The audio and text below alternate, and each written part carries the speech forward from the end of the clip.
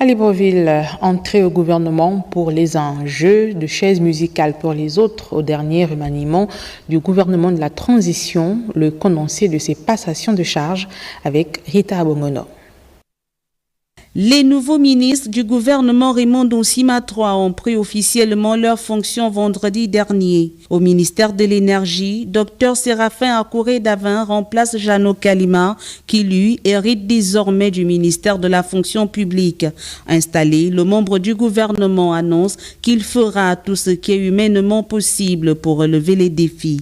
Il nous est donc demandé d'agir vite et d'agir bien, pour que nous puissions un tant soit peu soulager ces difficultés que nous connaissons tous. Du côté de l'élevage et la pêche, Odette Polo Ponzo et Zoro Kassa disent mesurer le poids de la responsabilité et comptent mener à bien leur mission. Je voudrais, avec vous, mériter cette confiance parce que sans vous les anciens, sans les techniciens du ministère, je ne saurais bien mener ma tâche.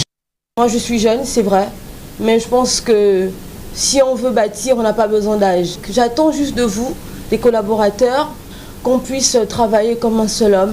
Un nouveau visage au ministère de la Jeunesse et des Sports. Il s'agit de Patrick Barbera Isaac. L'homme souhaite apporter une touche managériale pour aboutir à des résultats optimaux. Je remercie le chef de l'État pour avoir jeté le dévolu sur ma modeste personne. Le job du chef, c'est, premièrement, donner aux gens les moyens et les ressources dont ils ont besoin. Donc j'aurais besoin de savoir s'il vous manque des choses, les ressources additionnelles qui sont nécessaires pour que vous fassiez mieux votre travail. Je puis rassurer Monsieur le ministre de la continuité de tous ces projets, car comme vous le savez, le travail gouvernemental est un travail d'équipe. Pour finir, Elodie Diane Foué Sanjo prend la tête du ministère de la Femme et la protection de l'enfance. Nous avons des objectifs à atteindre, améliorer la condition de la femme et véritablement protéger l'enfant.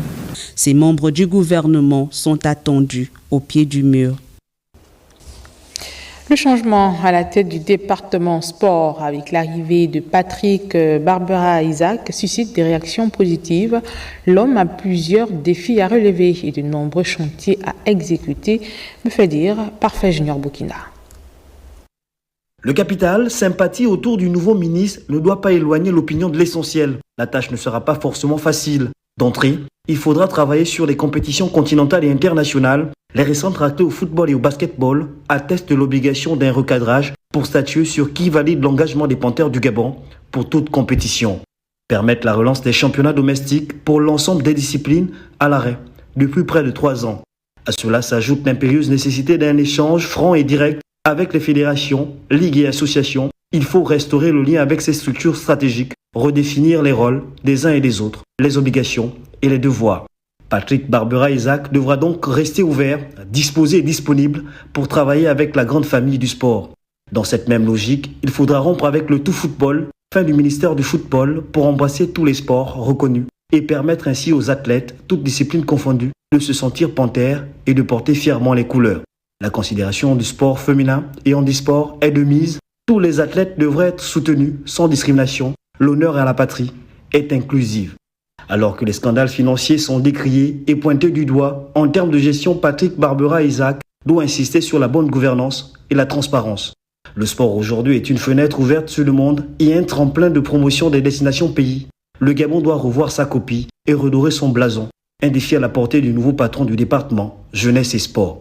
La volonté des plus hautes autorités de séparer le département culture de celui du sport et de la jeunesse traduit une envie certaine de redynamiser les sports. Cette séparation apparaît donc comme un début de réponse pour un modèle de gestion ciblé, stratégique et donc optimal. Pour ce challenge 2025, il faudra compter avec la communication. La voix du journaliste résonnera et son objectivité doit cesser de lui conférer le statut d'homme à abattre. Les défis sont nombreux et les challenges sont grands. Le nouveau ministre des Sports sera comme le maçon, jugé au pied du mur.